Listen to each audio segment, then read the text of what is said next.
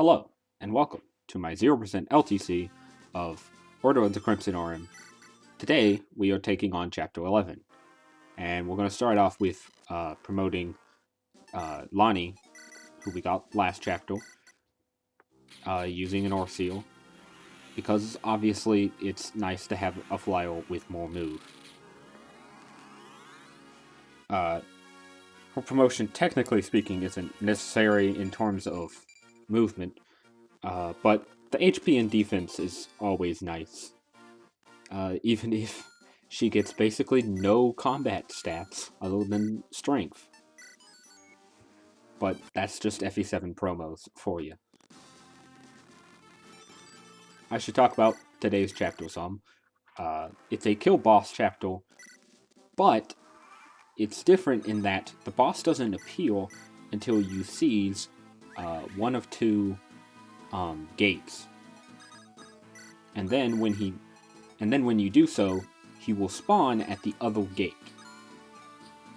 So our plan at first is to use Vlad to wipe out most of the enemies near this initial gate that's nearby, before trying to make our way over close so to where the boss will spawn as quickly as possible, as well as just trying to get ready for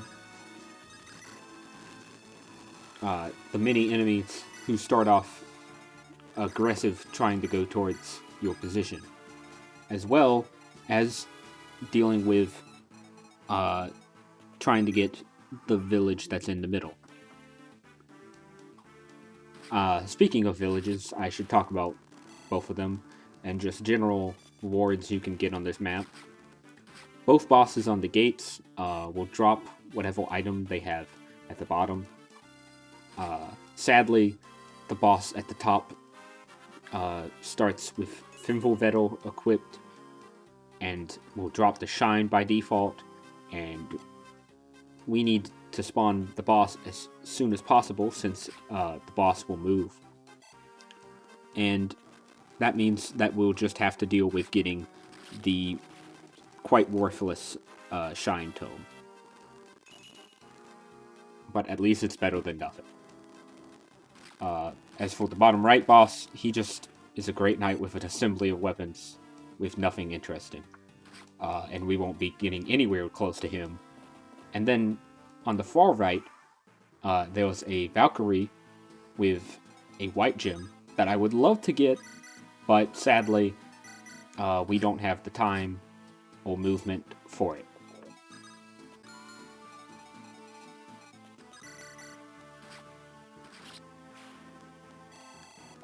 Sadly, due to just how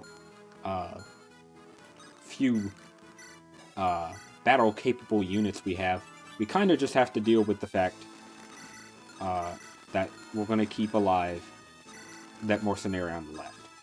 It's not super great that we do so, considering he has a killing edge and can one-shot, I believe, both Archer, Celia, and Beatrice. But his hit rate is surprisingly not great, so it mostly works out in favor for us.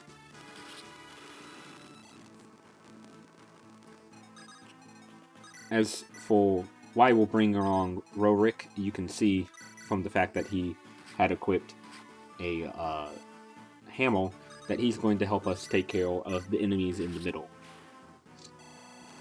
And this is where we get probably the most unreliable enemy phase. Well, one of the two most unreliable enemy phases that we're going to get in basically most of the hack.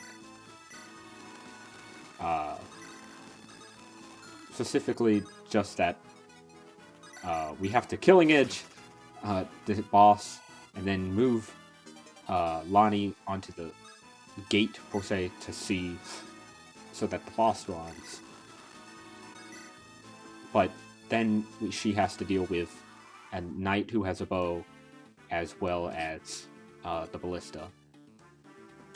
Thankfully, Nivel can one-shot her because times 2 effectiveness means that flyers are even more busted. But it's still annoying nonetheless.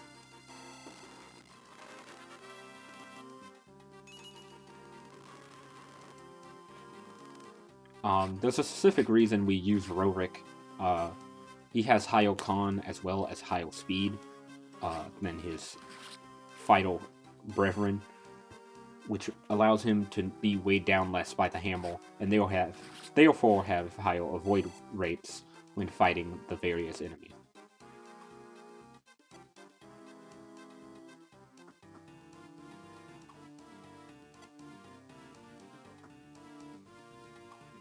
You may have wondered why we moved Brendan this previous turn.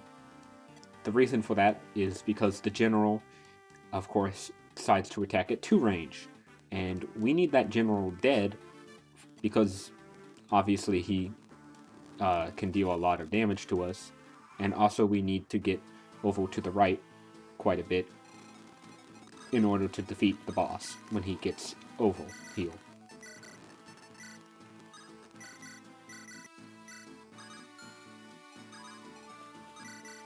I said that I was going to talk about the villages, and I think I forgot, so to talk about them, bottom left, Wormslayer, not amazing, while the middle has a Draco shield, which is nice for obvious reasons.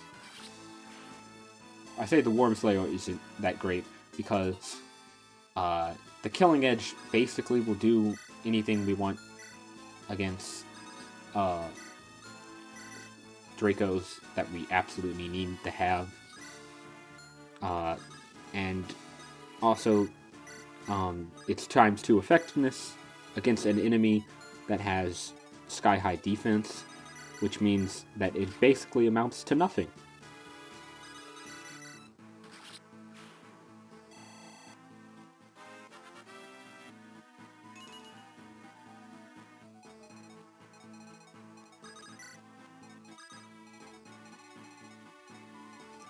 Heal, we got Vlad and both of our flyers over, as well as Rorick in an interesting position, because we want that soldier on the village in the middle to suicide on Rorick, so that we can go visit that village the next turn.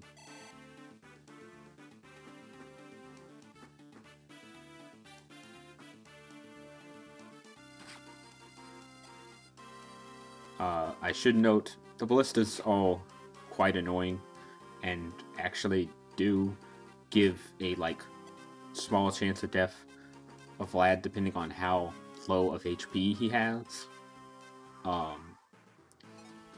But it's not the worst death rate in this chapter, and there's ways to deal with it. Or rather, we just kind of have to deal with it. Anyway, we kill this archer, who, by the way, is immobile. There's a surprising amount of immobile units on this map. And we start killing Cortez. And this boss strategy isn't too great. I actually could have made it a lot better. In retrospect, what you can do is just have Lani over to the right. The original boss strat has Lani rescue drop, rescue Ernst, so that Vlad can go in for the Killing Edge kill, but she can actually contribute with the axereaver, which would then give Vlad an opportunity with Cav to get the Killing Edge. Either way, that's chapter 11 in 4 turns. Thank you for watching. See you next time.